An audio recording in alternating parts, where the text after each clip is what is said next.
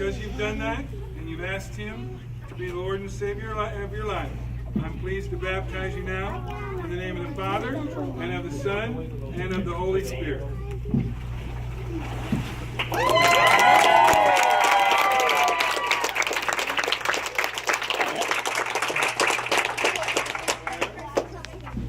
This is my friend Montana. Everybody say hi, Montana.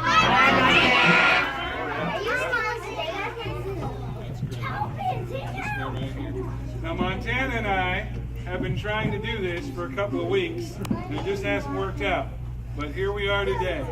And so, Montana, have you given your heart and your life to Jesus Christ? And because you've done that and placed your faith in Him, it's my privilege to baptize you now in the name of the Father, this right here, and of the Son, and of the Holy Spirit.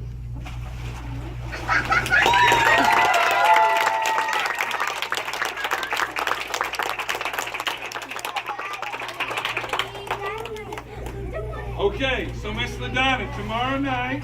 Yes, 6:30 here. 6:30 here. Do they eat before they come? Eat before you come. Eat before you come. I've And lured then the cooking people out. great big party tomorrow night. Everybody say hi to Jack. Hi, Jack. Jack's already been in the water once. But this is Jack Murphy. Jack's a dear friend to me. He comes and finds me every Sunday, make sure I'm doing good. And he's also been a greeter, handed out lollipops. And so I'm excited to get to do this with Jack. Jack, have you asked Jesus Christ to come into your heart and life? Jack?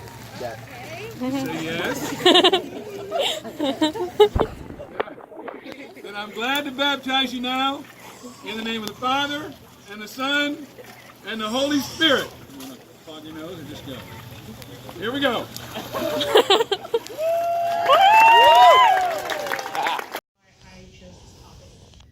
So, my past is an armor. I can't take it off, no matter how many times you tell me the war is over. From unknown. Today we are going to look at what happened to me, but not my full story. Then, why people should talk or tell about them having or knowing someone with PTSD, and lastly, seeing for myself the first time I told my story. Growing up, my childhood wasn't the best it could have been. I was diagnosed at the age of 4 with PTSD due to a childhood traumatic abuse by my biological father. You see, everyone has the good and the bad and the ugly, but it doesn't matter if you don't learn from the bad and the ugly. With my story, it's unfortunately a battle I'll have to fight for the rest of my life due to the mental impact it put on me.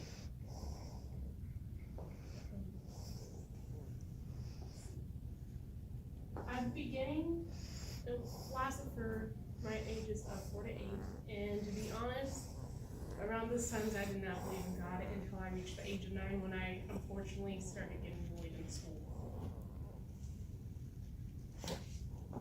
There's this one incident that sticks out to me the most and the most easiest that I could always present.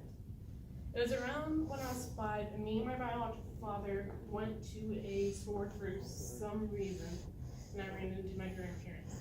I pled and asked if I could go with them and he told them no. They said, sorry, Aunt New, not this time but maybe next time. Once they left the store, he pulled me into the bathroom stall to do unspeakable things because what I did was wrong and I needed to be punished.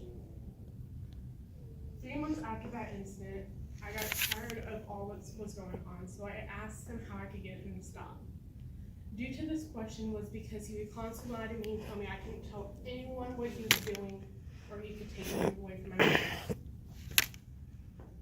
Because I killed my mother at birth and that she was my stepmom.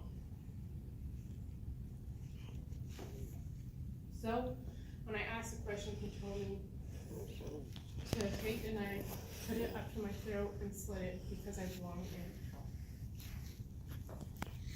So, I did just that. I went home to my mom and stepdad's house, went into the kitchen, grabbed a knife, walked into the living room, and put the knife up to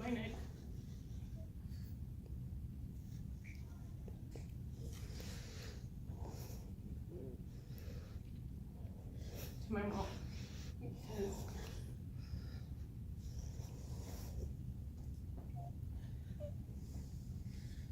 I didn't want to be scared when I died. The month after that incident, after that, my mom, of course, asked me what I was trying to do when she stopped me. I told her that I would make a deal with her, that I wouldn't tell her, that I would tell my stepdad, but he wasn't allowed to tell her anything. A month after that, I walked into my mom and stepdad's room. I got on their bed and I looked at my stepdad. When he came into my life, it was never you have to call me this or you have to call me that. It was always your choice. I started taking notes that he was acting like the dads inside of school and outside of school, unlike my abuser.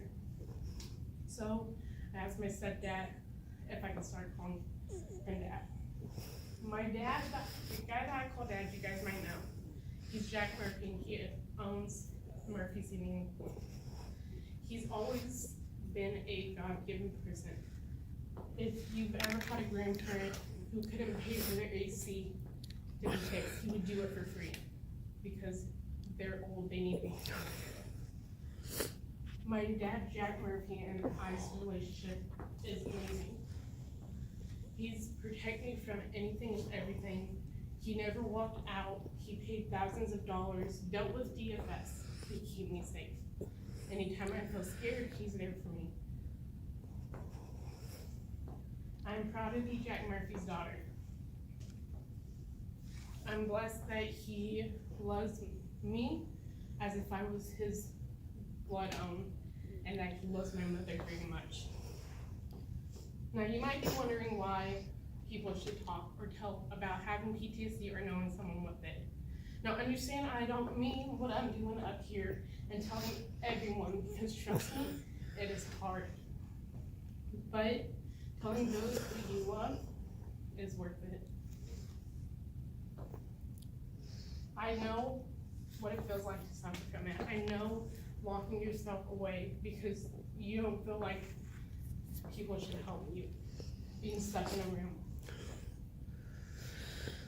According to Very Well Minded, it can be difficult for people who suffer from traumatic post-traumatic stress disorder to share the news with their diagnosis with others, but it doesn't have to be. While individuals with PTSD don't need to disclose their diagnosis to anyone or their one, it is important to keep this condition, to not keep this condition from your loved ones. After all, your loved ones are most likely to see the symptoms that is caused from the disorder and how it affects you. They can help you get out of the cold, wet blanket of depression and anxiety.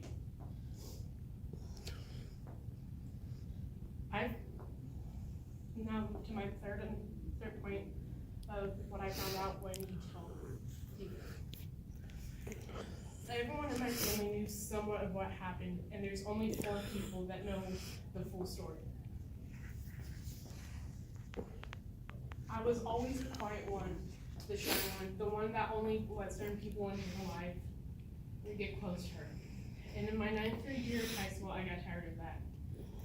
After a Christian, I decided to tell my entire youth group, but of course first with a small group of girls. 11 years after I was diagnosed with PTSD and 7 years after of not seeing the man that took away my innocence, I told my small group, and they quickly told my youth pastor, Stephen Chrisman, about how strong and powerful my testimony to God was.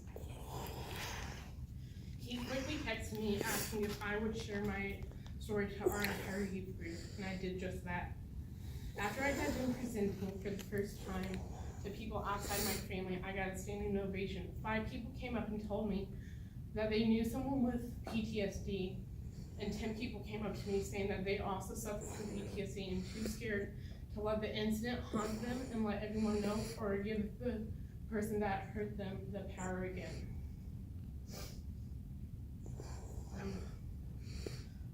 Tara H. from The Mighty said the best description I have ever found found about PTSD came across is the Walking Dead episode Here Not Here.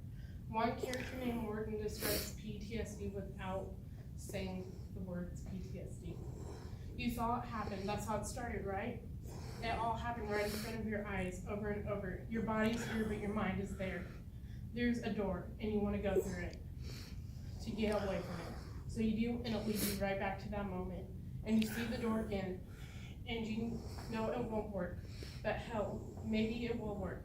So you step through the door, and you're right back in that horrible moment. You still feel it every time, so you stop opening the door. You just sit in it. But I assure you, one of those doors will lead out, my friends. The best conversation that I personally found was through an episode of Stuck from a TV show called 911. It's a conversation between two of the characters named Chim and Cap. Chim suffers from PTSD after getting into a horrible car accident where it was most likely that he wouldn't survive.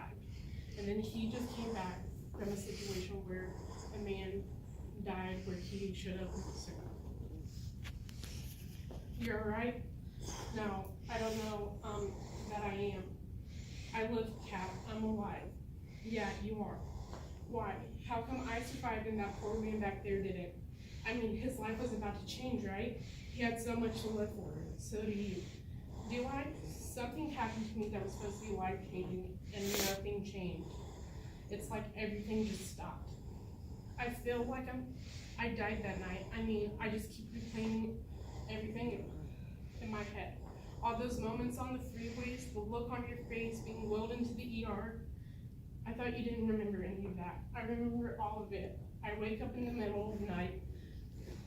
I just can't. You keep telling everyone that you had no memory of it. I know. Why? I don't know. I guess it's easier not to talk about it. I don't want to come across as some sort of freak show of entertainment. I just wanted to go away. You know, a life-changing event can't change your life if you keep pretending it didn't happen. You got to talk about it, man. You got to let it out, process it. You feel like you're still trapped in that car, don't you?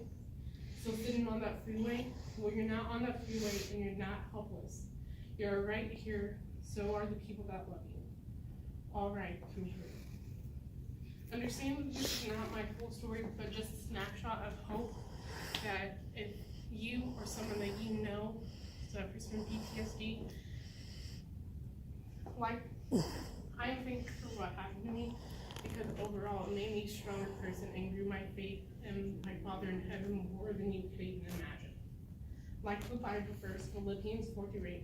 Finally, friends, whatsoever things are true, whatsoever things are honest, whatsoever things are just, whatsoever things are pure, whatsoever things are lovely, whatsoever things are good report, if there be any virtue and if there be any praise, think on these things, because you are worthy and you are God's child. That no matter what, Satan will never win the war between heaven and hell. To be strong, you have to become weak. PTSD will unfortunately be a battle I'll have to fight for the rest of my life. My past is an armor I can't take it off, no matter how many times you tell me the words I've heard from unknown.